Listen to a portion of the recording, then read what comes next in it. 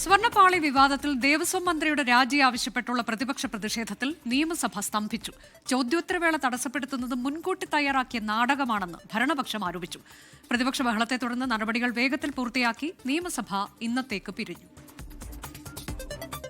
ശബരിമല സ്വർണ്ണപ്പാളി വിവാദത്തിൽ സർക്കാരും തിരുവിതാംകൂർ ദേവസ്വം ബോർഡും പ്രതിരോധത്തിലായിരിക്കുന്ന പശ്ചാത്തലത്തിലാണ് പ്രതിപക്ഷം വിഷയം വീണ്ടും നിയമസഭയിൽ ഉയർത്തിയത്. സെപ്റ്റംബർ 19 കൊണ്ടുവന്ന അടിയന്തര പ്രമേയ നോട്ടീസ് നിരാകരിക്കപ്പെട്ടതുകൊണ്ട് ചോദ്യോത്തരവേളയിൽ തന്നെ പ്രതിപക്ഷം വിവാദ വിഷയം ഉന്നയിച്ചു. ശബരിമലയിൽ കിലോ കണക്കിന് സ്വർണം കവർന്നെടുത്തിരിക്കുക. ഞങ്ങളുടെ പ്രധാനപ്പെട്ട ഡിമാൻഡ് ദേവസ്വം ബോർഡ് മന്ത്രി രാജിവെക്കണം.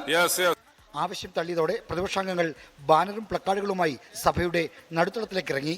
ഡയസിന് മുന്നിൽ ബാനർ സ്ഥാപിച്ചതോടെ ചോദ്യോത്തരവേള റദ്ദ് ചെയ്യുന്നതായി സ്പീക്കർ അറിയിച്ചു. ചോദ്യോത്തരവേളയുടെ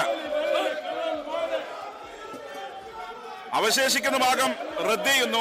ശൂന്യവേളയിൽ സഭ പുനരാരംഭിച്ചപ്പോൾ പ്രതിപക്ഷ നിലപാടിനെ ഭരണപക്ഷം രൂക്ഷമായി വിമർശിച്ചു.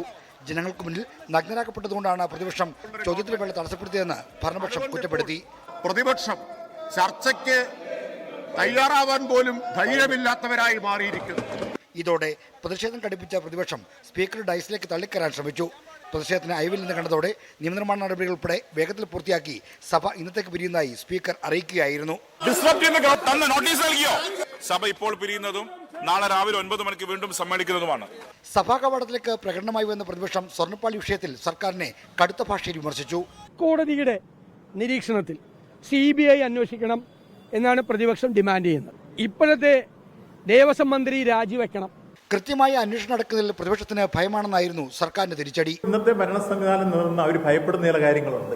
ജനങ്ങളോട് തുറന്നു പറയുകയും തെറ്റുപറ്റിയെന്ന് പറയുകയും ചെയ്യുന്ന പ്രതിപക്ഷ നേതാവല്ലേ.